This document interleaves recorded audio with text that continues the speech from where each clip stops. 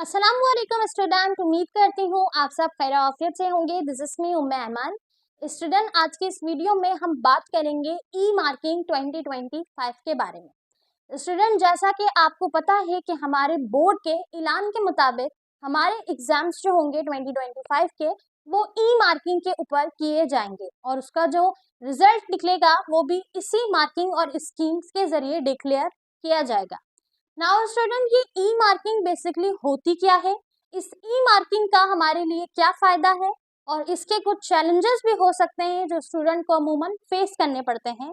इसके अलावा इस ई मार्किंग के लिए हम अपनी प्रिपरेशन किस तरह करेंगे, तो आज की इस वीडियो में हम सारी बातें जो है वो समझने की कोशिश करेंगे। सही है, तो जैसा आपको पता है स्टूडेंट कि ये बेसिकली 2025 में ही किया जा रहा है, यानी आज से पहले इस तरीके की कोई मार्किंग हुई नहीं थी। ठीक है, तो ये आपके लिए एक नया मेथड है, एक नया मॉडर्न अप्रोच है। ठीक है स्टूडेंट, ई मार्किंग बेसिकली होती क्या है, इसमें आपकी जो आंसर शीट है वो मैन्युअली कोई टीचर या प्रोफेसर चेक नहीं करेंगे।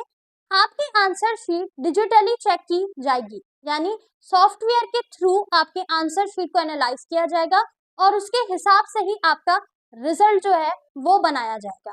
ठीक है स्टूडेंट, नाउ अब हम बात करते हैं ई मार्किंग के कुछ एडवांटेज की कि ई मार्किंग के जरिए किस तरह स्टूडेंट को फायदा हो सकता है। तो सबसे पहली चीज कि ई मार्किंग में बेसिकली जो आपकी आंसर शीट है वो उसकी चेकिंग किसी टीचर के पर्सनल ओपिनियन, प्रोफेसर के पर्सनल ओपिनियन के ऊपर नहीं होगा, बल्कि जो डेटा पहले से फराहम किया गया है आपकी बुक्स के अकॉर्डिंग, आपके पेपर पैटर्न और स्कीम के अकॉर्डिंग, उसी के लिहाज से आपकी कॉपी चेक होगी। दूसरा फायदा ये है कि ये एक डिजिटली तरीका है, तो हो सकता है कि आपकी चेकिंग, कॉपी की चेकिंग और आपका रिजल्ट जो है वो तेजी से फराहम किया जाए और एक्यूरेट फराहम किया जाए।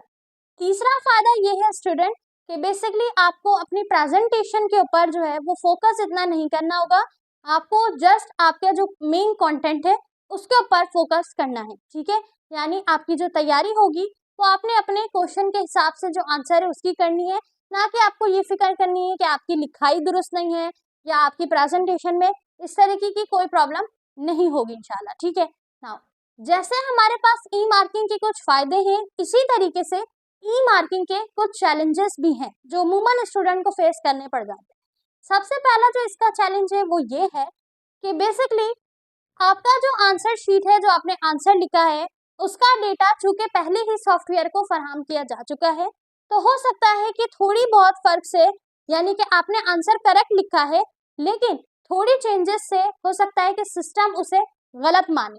ठीक है, दूसरा जो चैलेंज हो सकता है वो ये हो सकता है कि आपको जो आंसर है वो स्टेप बाय स्टेप कॉन्साइज लिखना है, जो कि हर स्टूडेंट के लिए लिखना आसान नहीं होता। तीसरा ये है कि हमारे पास जो सॉफ्टवेयर होता है उसे लॉन्ग आंसर और ऐसे को एनालाइज करने में मुश्किल होती है, तो ऐसा ना हो कि कुछ पैराग्राफ या आंसर जो है वो मिस हो जाए। नाउ स्टूडेंट, इन चैलेंजेस को देखते हुए हमें किस तरीके से प्रिपरेशन करनी है अपने ई मार्किंग एग्जाम के लिए, तो ये सबसे अहम है क्योंकि आपके पेपर में नजदीक है। Now how to prepare for your e marking exam, कि ई मार्किंग के फायदे, चैलेंजेस क्या है ये तो समझ लिया।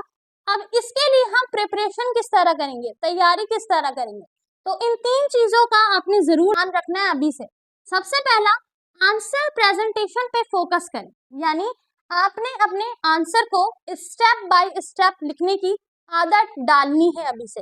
अपने आंसर को स्टेप बाय स्टेप लिखें ताकि आपको उस वक्त प्रॉब्लम ना हो। दूसरी चीज, मार्किंग स्कीम को समझने की कोशिश करना, यानी आपने अपने टीचर्स या पास्ट पेपर की मदद से के जरिए आपने क्या करना है, मार्किंग स्ट्रेटजीज को, मार्किंग क्राइटेरिया को समझने की कोशिश करना है और स्टडी करना है कि बेसिकली पास्ट पेपर में या अपने टीचर से पूछें कि किस तरह मार्किंग होगी, मार्किंग का क्राइटेरिया क्या है।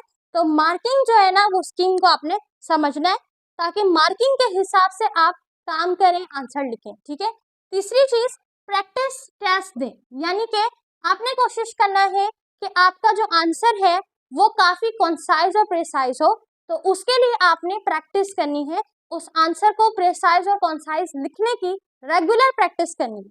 ठीक है स्टूडेंट, तो अगर आप इस तरीके से अपनी प्रिपरेशन करोगे तो इंशाल्लाह मार्क्स लेने में आपके लिए कोई प्रॉब्लम नहीं होगी। तो स्टूडेंट, ई मार्किंग एक नई और मॉडर्न अप्रोच है अगर आप ई मार्किंग की स्कीम को समझकर और उसके हिसाब से अपनी प्रिपरेशन करेंगे, अपने आंसर को कॉन्साइज लिखेंगे, तो इंशाल्लाह आपको मार्क्स लेने में कोई प्रॉब्लम नहीं होगी। अगर इस टॉपिक से रिलेटेड कोई सवाल हो तो कमेंट सेक्शन में ज़रूर पूछिएगा। इस वीडियो को अपने दोस्तों के साथ शेयर कीजिएगा ताकि तमाम स्टूडेंट इस नए तरीके से, नई स्कीम से इन्फॉर्म हो सके। इंशाल्लाह मिलते हैं अगली वीडियो में एक नए टॉपिक के साथ। तब तक के लिए आप अपनी तैयारी को यकीनी बनाएं और ई मार्किंग के लिए रेडी हो जाएं। जज़ाकल्लाह, अल्लाह हाफ़िज़।